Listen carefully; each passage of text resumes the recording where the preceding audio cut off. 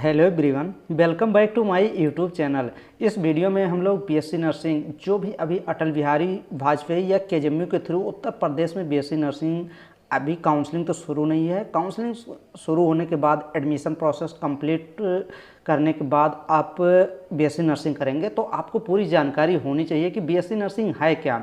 अगर BSc nursing कर लेते हैं तो हमें जॉब मिल जाएगा। अगर बीएससी नर्सिंग हम करते हैं तो कितने ईयर लगेंगे, कौन से सब्जेक्ट पढ़ने पड़ेंगे, पूरी जानकारी हम लोग प्रोवाइड करेंगे इस वीडियो में। तो आप लोग वीडियो को लास्ट तक देखिए ज़रूर, क्योंकि आप ही लोग को ये सब चीज़ें पता होनी चाहिए, सभी चीज़ें।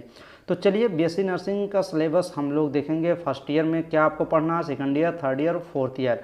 बीएससी नर्सिंग आपके कितने ईयर का है, तो 4 साल आपके बीएससी नर्सिंग में लगने वाले हैं। हर साल आपकी थ्योरी पढ़ाई जाएगी और आपका क्लिनिकल पोस्टिंग हॉस्पिटल में आपके क्लिनिकल पोस्टिंग भी रहेगी लगभग 4 से 5 मंथ, और लास्ट में तो 6 मंथ आपकी रहती ही है। चीज़ें चलिए बीएससी नर्सिंग के बारे में जान लेते हैं। इंडियन नर्सिंग काउंसिल नई दिल्ली ने नई बीमारियां, इलाज, शोध और जांच की तकनीक के आधार पर करीब 70 साल बाद बीएससी नर्सिंग कोर्स के सिलेबस में बदलाव किया है। राजस्थान स्वास्थ्य विज्ञान विश्वविद्यालय जयपुर समेत देश भर के बीएससी नर्सिंग की मान्यता देने और परीक्षा आयोजित कराने वाले संस्थानों को सिलेबस में बदलाव 2022-2023 सेशन से लागू करना होगा।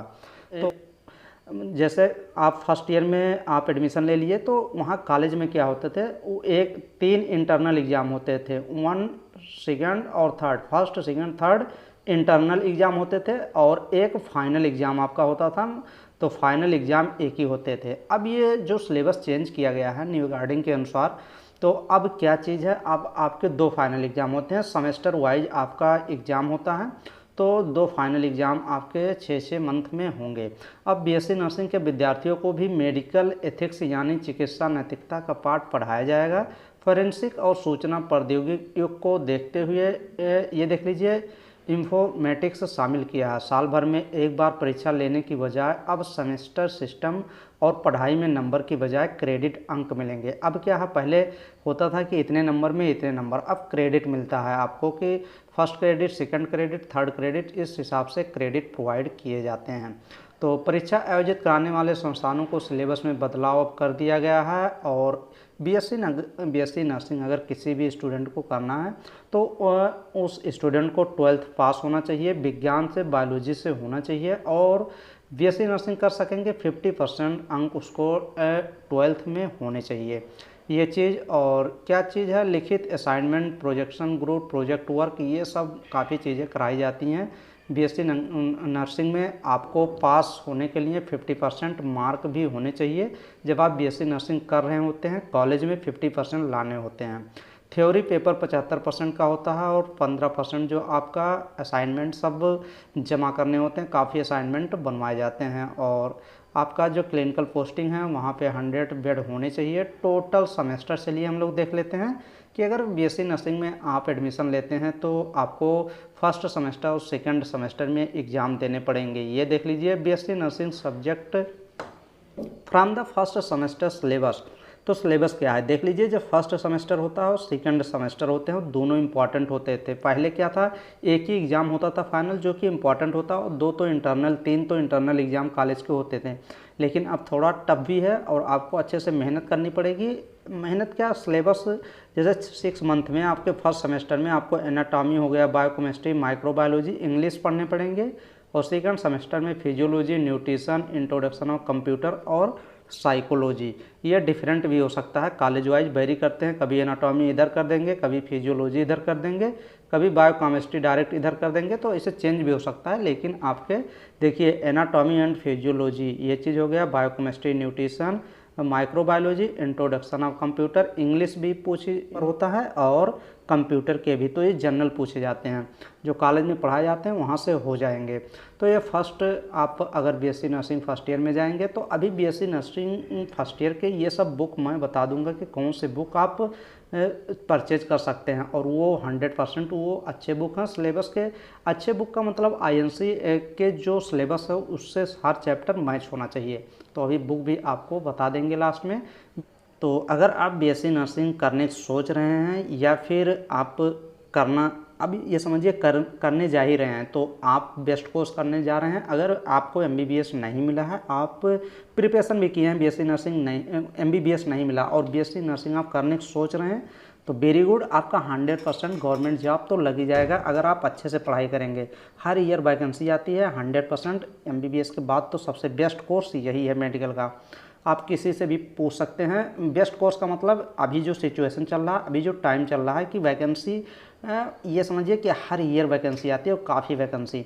तो देख लीजिए, BSc नर्सिंग अगर फर्स्ट ईयर में है तो आप नर्सिंग फाउंडेशन की 7th एडिशन की बुक आप नर्सिंग फाउंडेशन की ले सकते हैं। सिस्टर नैन्सी ले सकते हैं। ये देख लीजिए, सिस्टर नैन्सी आप मांग सकते हैं। इसमें वॉल्यूम फर्स्ट और वॉल्यूम सेकेंड आती है, तो दोनों वॉल्यूम आपको लेनी पड़ेगी। ये देख लीजिए, principle and practice of nursing, ये वॉल्यूम सेकेंड है, सिस्टर नैन्सी, इसके नाम से आपकी मिल जाएगी। तो नर्सिंग फाउंडेशन की बुक हो जाएगी। और सेकंड पे ये बुक देख लीजिए, माइक्रोबायोलॉजी की, आप अनुज धीर का आप खरीद सकते हैं या फिर CP बवेजा का आप ले सकते हैं। ये वाली, ये देख लीजिए, डॉक्टर CP बवेजा। तो ये दोनों माइक्रोबायोलॉजी की अच्छी बुक हैं, दोनों में से कोई एक आप ले सकते हैं। ये देख लीजिए, आप साइकोलॉजी की आप बुक 3rd एडिशन की आप ले लीजिए। कौन से राइटर की? ये देख लीजिए, आर श्रीवानी की आप बुक, अच्छी बुक है। आप सिलेबस के अकॉर्डिंग ये बुक बनाई गई है, तो आप ये बुक ले सकते हैं। बायोकेमिस्ट्री की अगर आपको बुक लेनी है तो हरबंस लाल की आप ज़रूर परचेज करें, अच्छी बुक है बायोकेमिस्ट्री की, एकदम अच्छे से एक्सप्लेन भी किया गया और सिंपल लैंग्वेज में। नेक्स्ट जो हम लोग देखेंगे, न्यूट्रिशन की BSc नर्सिंग स्टूडेंट के लिए है, मोनिका शर्मा। ये बुक बहुत अच्छी है, एकदम सिंपल लैंग्वेज में मोनिका शर्मा के द्वारा लिखा गया बुक है, तो आप ये बुक न्यूट्रिशन की परचेज कर सकते हैं। Anatomy and physiology for nurses के लिए ये बुक बनाई गई है। और ये देख लीजिए, 4th एडिशन है, ये आशा लता दीपा। अगर न्यू एडिशन मिलेगा, 5th आ गया होगा तो 5th ज़रूर लीजिएगा। तो ये आशा लता, ये देख लीजिए, ये बुक अब एकदम सिंपल लैंग्वेज में है, तो इस राइटर की बुक ले सकते हैं, आशा लता दीपा। नेक्स्ट, अगर आप एनाटॉमी एंड फिजियोलॉजी की दूसरी बुक लेना चाहते हैं, 2 ऑप्शन है, दोनों में से एक ही लेनी है। Ross and Wilson anatomy and physiology, ये 13 एडिशन है, तो ये भी ले सकते हैं। वैसे मेरे अकॉर्डिंग अगर लेना है, सिंपल लैंग्वेज पढ़ना है, तो आशा लता आप परचेज कर सकते हैं। ये भी अच्छी बुक है, रॉस एंड विल्सन, लेकिन वो थोड़ी सिंपल लैंग्वेज में लिखी हुई है। नेक्स्ट में हम लोग देखेंगे, तो ये सब आप पूरे हम बता दिए कौन कौन से चैप्टर आप, कौन कौन से सब्जेक्ट आपको पढ़ने हैं और कौन सी बुक आप परचेज कर सकते हैं। तो ये पूरी बुक की इन्फॉर्मेशन आपको भी मिल गई। और BSc नर्सिंग, चलिए हम लोग देखते हैं, अगर आपके कंप्लीट हो जाते हैं first year, second year, third year, fourth year, तो आपकी कौन कौन सी वैकेंसी निकलती हैं और आप जॉब के लिए अप्लाई कर सकते हैं एंट्रेंस एग्ज़ाम के थ्रू।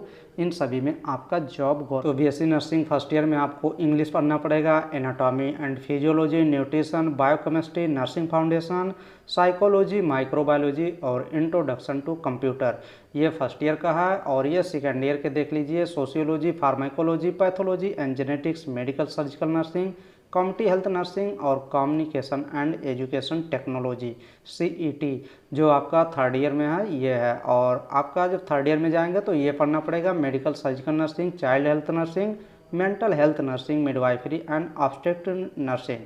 तो ये फोर्थ ईयर का है, मिडवाइफरी एंड OBG जिसको बोलते हैं, community health nursing, nursing research and statics, ये थर्ड ईयर में पढ़ाया जाता है। और फोर्थ ईयर में कहीं कहीं थर्ड ईयर में, कहीं फोर्थ ईयर में, कॉलेज के अकॉर्डिंग वेरी करता है।